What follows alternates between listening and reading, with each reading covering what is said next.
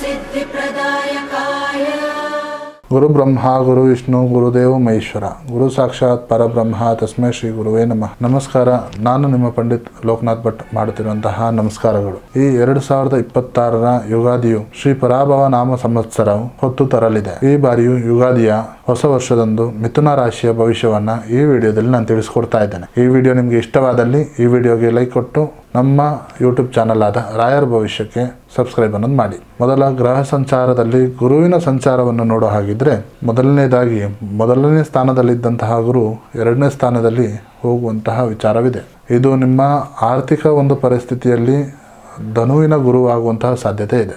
ಇನ್ನು ಶನಿಯ ವಿಚಾರದ ಬಗ್ಗೆ ನೋಡೋ ಹಾಗಿದ್ರೆ ಶನಿ ದೇವಿಯು ರಾಶಿಯ ಒಂದು ಸಂಚಾರದಲ್ಲಿ 10ನೇ ಮನೆಯಲ್ಲಿ ನಡೆಯುತ್ತದೆ. ಇದು ಕರ್ಮ ಶನಿಯ ಕಾಲ ಅಂತ ಹೇಳ್ತಾರೆ. ಕೆಲಸದ ಒಂದು ಪರಿಸ್ಥಿತಿಯಲ್ಲಿ ಶಿಸ್ತು ಹಾಗೂ ಕಠಿಣ ಪರಿಶ್ರಮವನ್ನು ಶನಿಯು ಕಾಯ್ತಿರುತ್ತಾನೆ. ರಾಹು 9ನೇ ಸ್ಥಾನದಲ್ಲಿ ಇರೋದರಿಂದ ಒಂದು ವಿದೇಶ ಪ್ರಯಾಣ ಮಾಡುವಂತಹ ಸಾಧ್ಯತೆ ನಿರೀಕ್ಷೆ ಇದೆ. ಕೇತು 7ನೇ ಮನೆಯಲ್ಲಿ ಇರೋದರಿಂದ ನಿಮ್ಮ ಒಂದು ಸಾಹಸ ಹಾಗೂ ಪ್ರವೃತ್ತಿ ಹೆಚ್ಚಾಗುತ್ತದೆ. ಇನ್ನು ವೃತ್ತಿ ಹಾಗೂ ಉದ್ಯೋಗದ ಬಗ್ಗೆ ನೋಡೋ ಹಾಗಿದ್ರೆ 10ನೇ ಮನೆಯಲ್ಲಿ ಶನಿ ಇರೋದರಿಂದ ಕೆಲಸದ ಒತ್ತಡ ಹೆಚ್ಚಾಗುವುದರಿಂದ ಜೂನ್ ತಿಂಗಳಿನ ನಂತರ ನಿಮ್ಮ ಒಂದು ಪರಿಶ್ರಮಕ್ಕೆ ಲಾಭದಾಯಕ ವಿಚಾರ ಆಗುತ್ತದೆ. ಸರ್ಕಾರಿ ಕೆಲಸವನ್ನು ಹುಡುಕ್ತಾ ಇರೋರಿಗೆ ಅಥವಾ ಸಿಗುವಂತಹ ಪ್ರಯತ್ನವನ್ನು ಮಾಡುತ್ತಿರೋರಿಗೆ ಈ ಒಂದು ವರ್ಷ ಸುದೀರ್ಣವಾದ ಕಾಲವಿದೆ. ಇನ್ನು ವ್ಯವಹಾರದ ಬಗ್ಗೆ ನೋಡೋ ಹಾಗಿದ್ರೆ ವ್ಯಾಪಾರದಲ್ಲಿ ಜೂನಿನ ನಂತರ ವ್ಯಾಪಾರದಲ್ಲಿ ಹೂಡಿಕೆ ಮಾಡುವುದು ಉತ್ತಮವಾದ ಸಮಯವಿದೆ. ಕಮ್ಯುನಿಕೇಷನ್ ಮೀಡಿಯಾದಲ್ಲಿ ಕೆಲಸ ಮಾಡುತ್ತಿರುವಂತಹ ವ್ಯಕ್ತಿಗಳಿಗೆ ಈ ವರ್ಷ ಉತ್ತಮವಾದ ಲಾಭವಿದೆ. ಇನ್ನು ಆರ್ಥಿಕವಾದ ವಿಚಾರವನ್ನು ನೋಡೋ ಹಾಗಿದ್ರೆ ಜೂನ್ ತಿಂಗಳ ನಂತರ ಗುರು 2ನೇ ಭಾಗದಲ್ಲಿ ಹೋಗೋದ್ರಿಂದ ನಿಮ್ಮ ಒಂದು ಆರ್ಥಿಕ ಒಂದು ಬಿಕ್ಕಟ್ಟು, ಆರ್ಥಿಕ ಒಂದು ಪರಿಸ್ಥಿತಿ ಸಡಿಲಗೊಳ್ಳುವಂತಹ ಸಾಧ್ಯತೆ ಇದೆ. ಹಳೆಯ ಸಾಲವನ್ನು ತೀರಿಸುವುದಕ್ಕೆ ಇದು ಉತ್ತಮವಾದ ಸಮಯ ಅಂತ ಹೇಳ್ಬೋದು. ಇನ್ನು ಶಿಕ್ಷಣದ ವಿಚಾರದ ಬಗ್ಗೆ ನೋಡೋ ಹಾಗಿದ್ರೆ ವಿದ್ಯಾರ್ಥಿಗಳಿಗೆ ಗುರುವಿನ ಪ್ರಭಾವದಿಂದಾಗಿ ಒಂದು ಒಳ್ಳೆಯ ಗುಣಗಳು ಹೆಚ್ಚಾಗುತ್ತದೆ. ಸ್ಪರ್ಧಾತ್ಮಕ ಪರೀಕ್ಷೆಯಲ್ಲಿ ಮಿಥುನ ರಾಶಿಯವರಿಗೆ ಉತ್ತಮವಾದ ಅಂಕ ಗಳಿಕೆ ಆಗುವಂತಹ ವಿಚಾರವಿದೆ. ಉನ್ನತ ಶಿಕ್ಷಣಕ್ಕಾಗಿ ವಿದೇಶ ಪ್ರಯಾಣ ಮಾಡುವಂತಹ ಸಾಧ್ಯತೆವಿದೆ.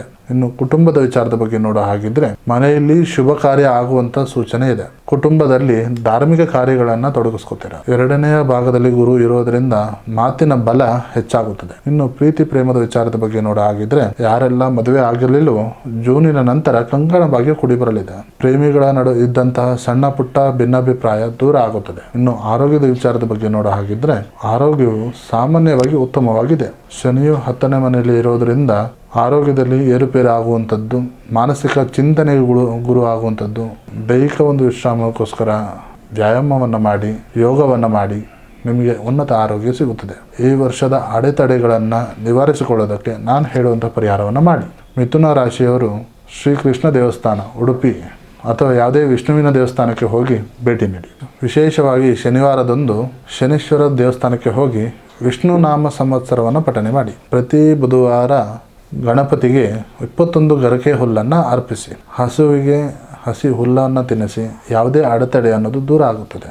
ಒಟ್ಟಾರೆಯಾಗಿ ಮಿಥುನ ರಾಶಿಯವರಿಗೆ ಶ್ರೀ ಪರಾಭವ ನಾಮ ಸಂವತ್ಸರವು ನಿಮ್ಮ ಜ್ಞಾನ ಹಾಗೂ ಸಮೃದ್ಧಿಯ ವರ್ಷವಾಗುತ್ತದೆ. ಆರಂಭದಲ್ಲಿ ಸವಾಲುಗಳನ್ನು ನೀವು ಎದುರಿಸಿದರೆ ವರ್ಷದ ದ್ವಿತೀಯಾರ್ಥವು ನಿಮ್ಮ ಒಂದು ಕಷ್ಟಗಳು ಪೂರೈಸುತ್ತದೆ. ಎಲ್ಲರಿಗೂ ಯುಗಾದಿ ಹಬ್ಬದ ಹಾರ್ದಿಕ ಶುಭಾಶಯಗಳು. ನಿಮ್ಮ ಜೀವನದಲ್ಲಿ ಏನಾದರೂ ಸಮಸ್ಯೆ ಇದ್ದಲ್ಲಿ ನೇರವಾಗಿ ಬಂದು ಭೇಟಿಯಾಗಿ ಅಥವಾ ಈ ಕೆಳಕಂಡ ನಂಬರಿಗೆ ಕರೆ ಮಾಡಿ. ಸೊ ಇದಾಗಿತ್ತು ಯುಗಾದಿಯ ಹೊಸ ವರ್ಷದ ಮಿಥುನ ರಾಶಿಯವರ ಭವಿಷ್ಯ. ಮುಂದಿನ ವಿಡಿಯೋಸ್ಗಳಲ್ಲಿ ಸಿಗೋಣ. ಧನ್ಯವಾದಗಳು.